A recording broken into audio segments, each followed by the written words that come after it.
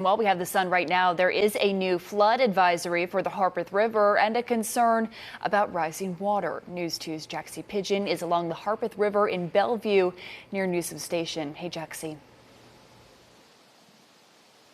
Well, good morning, Peyton. The Harpeth River is certainly looking fairly swollen this morning. I'm going to step out of the way so you can get a look at what it currently looks like where I'm standing. This is along Newsom Station Road near Harpeth River State Park. You can tell the water levels at the downhill portions of the road appear to be fairly close to making it to the street level. Now, at 3 this morning, the stage was around 14 feet. By 6 this morning, it crested just under 17 feet. And as of 10 this morning, NOAA observed the Harpeth River to be just under 15.5 feet. Now, because of those high water levels, Harpeth River State Park is keeping all of their boat ramps closed until it goes below 5 feet. So make sure to check those water levels before heading out this weekend. For now, live in Bellevue, Jaxie Pigeon, News 2.